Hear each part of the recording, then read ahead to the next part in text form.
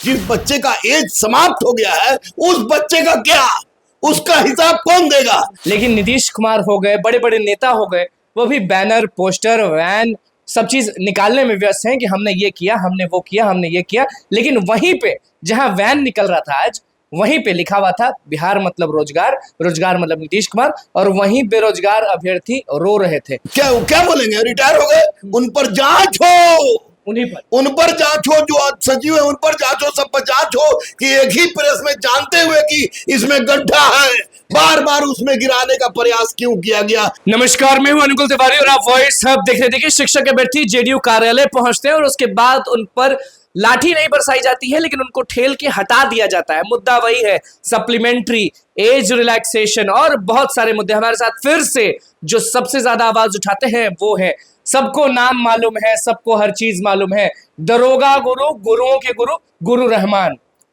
आज उदास हैं या खुश हैं? नहीं नहीं, ना मैं उदास हूं ना खुश हूं, लेकिन चिंतित इसलिए हूं कि बेचारे शिक्षक वाले बच्चों के साथ कौन सा प्रयोग हो रहा है, क्या प्रयोग हो रहा है इनके साथ बताया जाए। अगर टियर 1, टियर 2, टियर 3 पूरी स्वच्छता के साथ होती, पूरी स्वच्छता के साथ होती तो मैं एक शब्द नहीं बोलता, मैं आपके साथ दावा, शांत रहते, बिल्कुल शांत रहते। लेकिन टियर 1 में भी गड़बड़ी, टियर 2 में भी गड़बड़ी और टियर 3 में तो 100% गड़बड़ी जब हो गई। टियर 3 के बारे में तो मन नहीं करता बात करने का, तो बातें सोचने का मन नहीं करता है। तो ऐसी परिस्थिति में जो बच्चों का लगातार आप परीक्षा ले लिए, किन प्रकार तीनों आप ले लिए, जिस बच्चे का एज समाप्त हो गया है उस बच्चे का क्या, उसका हिसाब कौन देगा, उसके बेरोजगारी का हिसाब कौन देगा। छोटे छोटे उनके बच्चे हैं, दूध पीवा बच्चे हैं, वो लोग लेके हमारे पास आ रहे हैं कि आप अभी भी लोग खड़े हैं और कल भी आपके यहाँ बच्चियां रो रही थी। और बिल्कुल कल भी रो रही थी। तो मैं कह रहा हूं कि ये माननीय मुख्यमंत्री से नम्र निवेदन करते हैं कि सर आप ही कर सकते हैं,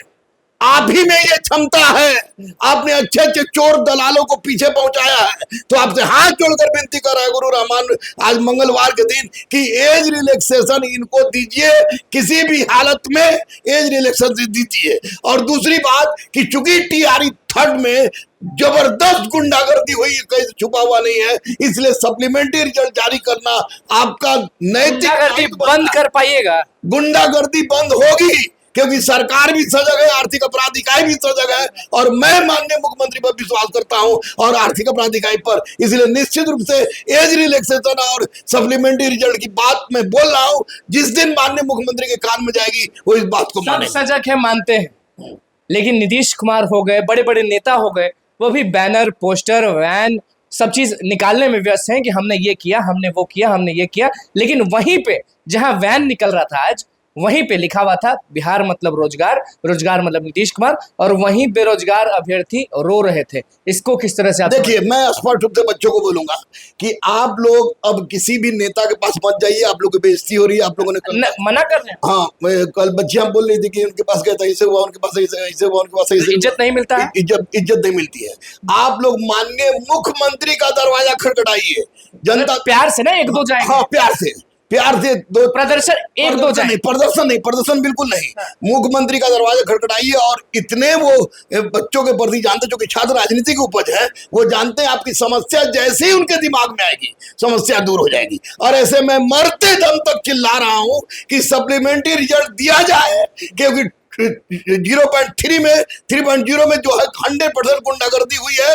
अब सप्लीमेंट्री रिजल्ट इसका एकमात्र अफसोस होगा। और दूसरी बात कि एज रिलैक्सेशन दिया जाए, क्योंकि इससे हजारों आपके सपने में भी आता है कि नहीं वो अतुल प्रसाद का ट्वीट जो लिखे थे 14,000 कुछ सप्लीमेंट्री जारी हो। अतुल प्रसाद जी का हर चीज हमको समझ में आता है। और आज अब तो लगता है कि एक IAS अधिकारी आज ट्वीट कुछ करे, कल ट्वीट कुछ करे। अगर कोई लड़का गायब है, अब कुछ बोलते नहीं, क्या बोलेंगे, रिटायर हो गए, उन पर जांच हो, उन पर जांच हो, जो सचिव है उन पर जांच हो, सब पर जांच हो कि एक ही प्रेस में जानते हुए कि इसमें गड्ढा है, बार बार उसमें गिराने का प्रयास क्यों किया गया, उसकी जांच हो। लेकिन उसके पहले सप्लीमेंट्री रिजल्ट भी लोग दे और साथ ही साथ 10 साल का एज रिलैक्सेशन दे, क्योंकि बहुत सारे बच्चे और बच्ची बर्बाद हो गए। आप तो बड़े बड़े लोगों को जानते हैं, बड़े बड़े लोगों से मिलते हैं, हर जगह नहीं झुकने का मन होता होगा तो भी झुकते हैं अपने बच्चों के लिए। तो क्या लगता है ये जितने भी बड़े बड़े नेता हैं, मुख्यमंत्री हो गए, सम्राट चौधरी हो गए, लोग ध्यान क्यों नहीं देते हैं? लोग का 40 का 40 जीतेंगे, 40 का 40 जीतेंगे, ये हल्ला है हर जगह, जहां जाइएगा वहां कि हम जीतेंगे हम जीतेंगे, लेकिन कोई बात नहीं करता है अभ्यर्थियों के बारे में। देखिए, पार्टी चाहे कोई भी हो, नेता चाहे कोई भी हो, 40 जीते या जितना जीते उससे मतलब नहीं है।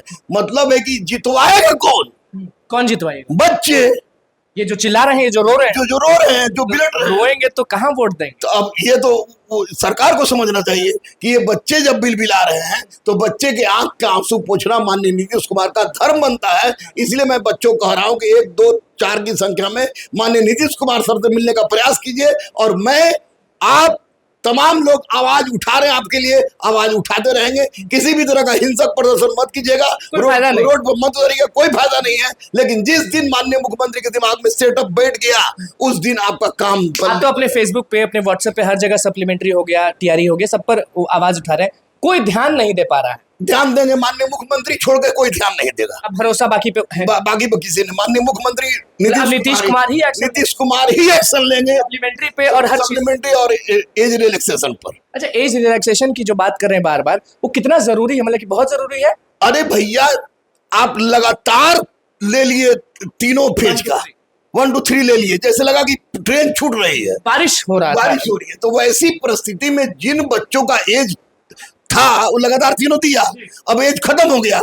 जब एज खत्म हो गया उसका, तो आपको एज रिलैक्सेशन देने में क्या हर्ज है? जबकि आपने बोला था कि हम देंगे, जब बोले थे तो एज रिलैक्सेशन दीजिए और सप्लीमेंट्री रिजल्ट दीजिए। देना होगा और कुछ नहीं होगा। और जो बच्चों को आप बोल रहे हैं कि सीएम नीतीश कुमार के यहाँ जाए, मतलब कि 1-2 बच्चे लेटर लिख लें और प्यार से जाके अपनी बात रखें। जिस दिन माननीय मुख्यमंत्री समझ गए उस दिन बच्चों का कल्याण संभव है, 100% संभव है। मैं अपना चुनाव पे कम ध्यान देके बच्चों पे ज्यादा दे, चुनाव पर भी ध्यान दे।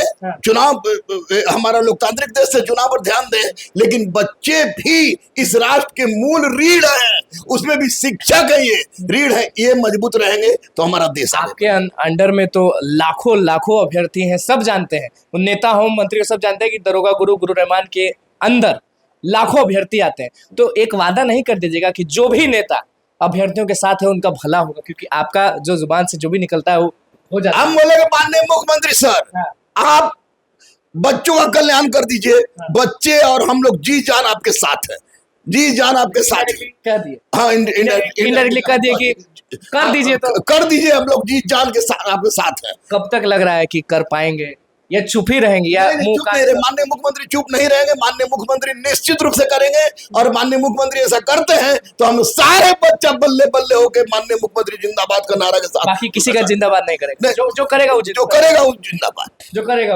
आज भगा दिए थे, लेकिन वहां से पुलिस प्रशासन, कोई व्यवस्था होगी, आचार संहिता है, तरह तरह की बातें हैं।